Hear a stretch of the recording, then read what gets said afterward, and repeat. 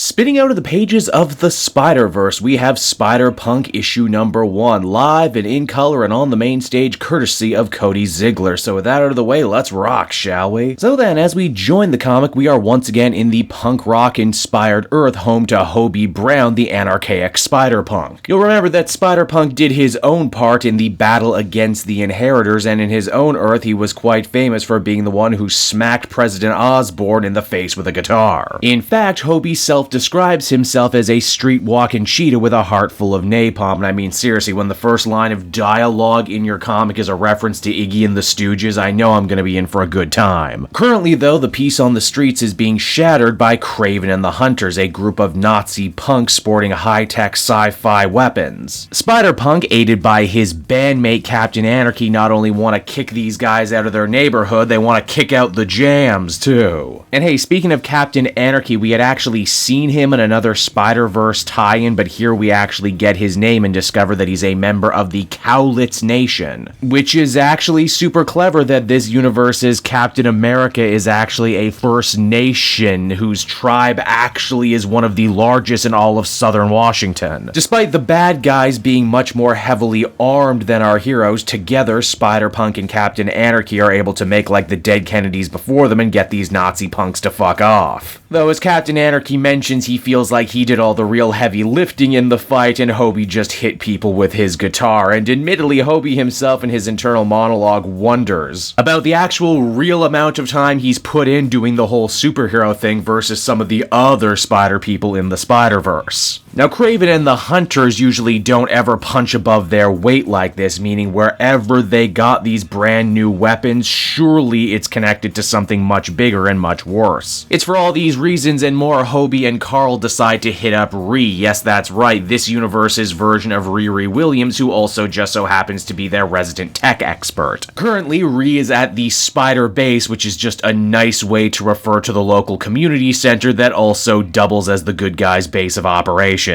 Again, a common theme in this story is that Spider-Punk hasn't actually been at the whole superhero thing for long now, and he's still trying to figure stuff out. Ree actually ends up being able to offer up a ton of good insight into these science fiction weapons. Apparently, they're creations of Norman Osborn. He was going to put them in his War Machine fleet before he was defeated. But as far as HOBIE and the others know, President Osborn is dead, meaning that Kraven could very easily be working for someone else. And speaking of Kraven, he didn't take that last beating so well, and now he's back with even more goons to try and settle the score. Ree decides to don her armor and join Spider-Punk and Captain Anarchy in defending their community from Kraven and the Hunters, and with that, the Spider Band is officially born. Which again, even though HOBIE loves that name, Carl and Ree aren't exactly sure about it just yet. Now, while his friends deal with the backup musicians, HOBIE himself makes a beeline to deal with the frontman, Kraven. The nasty Russian not only wants to kill Spider-Punk as revenge, but he also wants to give him one last caress, and yes, that is a Misfits reference. Spider-Punk knows he needs to fight smart though, because if he can't actually interrogate Kraven, then there's no telling where he got the weapons and who exactly he's working for. Cracking this guy is going to be a difficult chore though, as he seems very set in his wicked ways, even after Spider-Punk and the others call him a sellout, which is probably the most cutting punk remark one can make. In the end, Kraven admits that he's never actually seen the big boss he's working for and has always dealt with an intermediary instead. Who's that intermediary? Well, as we soon discover, it's this world's version of Taskmaster, who not only looks like the logo for the Misfits, but his big bad guy threat to Spider-Punk and his friends is, if you want to scream, scream with me. And it's on that very hybrid moment right there the comic comes to a close. And so that was Spider-Punk issue number 1, everybody, and honestly, it's everything I was hoping this solo series starring HOBIE BROWN would be. I love how CODY ZIGLAR builds the universe, gives characters we've seen before new depth, and also introduces brand new ones. Now, I completely understand if you don't have a background or appreciation in punk music, chances are 90% of the dialogue in this book is going to fly right over your head. Though, perhaps I question, if you don't like punk music, why exactly did you pick up a comic called Spider-Punk? I'll admit I was always going to be an easy lay for this material, and at times it feels like this book was written solely for me. I had a big dumb smile on my my face from beginning to end. Also, hey, big points for telling a story about punk music and punk culture while using a cast of pretty much entirely non-white characters. As a fan of this subgenre myself, I've always noticed that punk fans of color are way too often left out of the conversation, yet here they have a super cool book. Overall, I'd give this one an 8 out of 10. Certainly not for everyone, but those who like it are gonna like it a lot because it's the comic equivalent of peanut butter and chocolate.